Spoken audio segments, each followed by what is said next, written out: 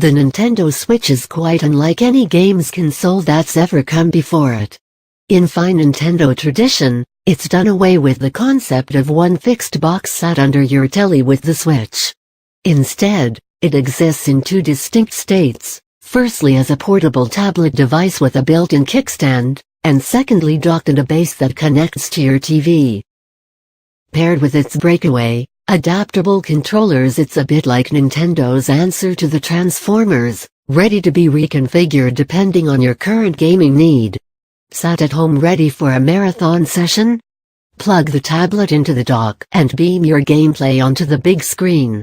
Sat on a train with a table in front of you and the Switch in your bag? Pop out the tablet unit's kickstand, grab the nunchuck-like controller parts and get playing. Roaming a park? Plug the two controller sticks in either side of the screen and you can walk about and collect those Zelda rupees at the same time. From the restrained core gray and black color scheme, as heavily displayed in pre-release marketing, to the choice to revert back to cartridges for play, it's clear that Nintendo is subtly shifting its target audience. Sure, it's not going to ditch its family-friendly appeal, but it knows it has to win over the older, so-called hardcore gamer reared on a diet of sci-fi shooters. But how does that experience stack up against the competition?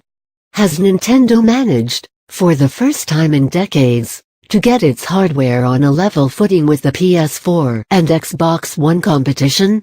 Though you can argue that the unique form factor negates such comparisons, the simple answer is not quite. The Nintendo Switch is a solidly capable machine, but its internals appear far more power efficiency focused than geared towards pure processing grunt. Certainly, at its first press event, there appear to be no games challenging the visual fidelity of Sony or Microsoft's consoles. But that's never really been the point of a Nintendo console, with the company far more concerned with innovative gameplay forms than photoreal visuals. Under the hood of its core tablet unit you'll find a custom NVIDIA Tegra processor, broadly comparable to the Tegra X1 found in NVIDIA Shield TV. 32 GB of storage space is on board too, along with 802.11 AC Wi-Fi. The screen itself is, of course, a critical part of the equation, especially given how disappointing the Wii U's comparable gamepad proved to be. The Switch screen measures out at 6.2 inches, with a resolution of 720p. Nintendo has a habit of designing quirky controllers, from the motion-sensing Wii remotes and nunchucks to the trident-shaped N64 pad, with each bringing with it a new way to play.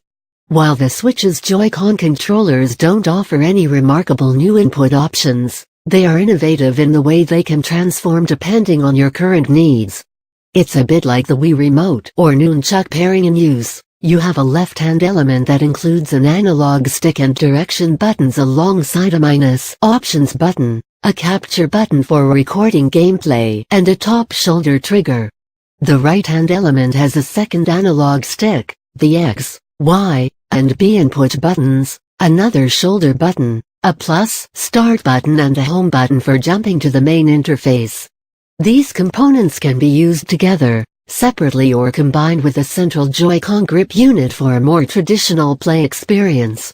The ability to use each part as a solo pad also goes some way to explaining the removal of the old-school cross pad, with the analog stick used as a movement input. The other buttons then potentially can be used for action commands, with the pad turned on its side like a spruced-up NES pad.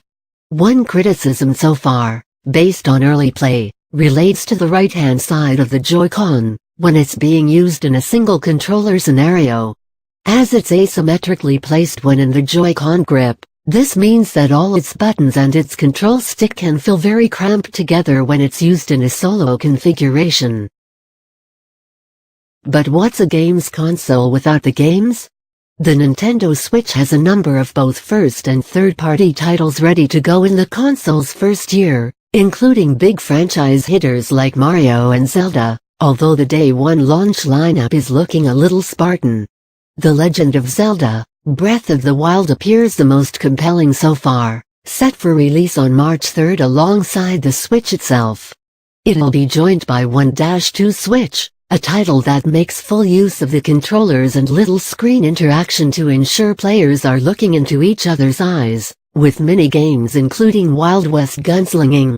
This is essentially Wii Sports boxing mode, spun out into an entire game, with Rock'em Sock'em robot visuals. You'll be able to pick different power-ups for each arm, jumping and throwing flurries of punches at a split-screen opponent.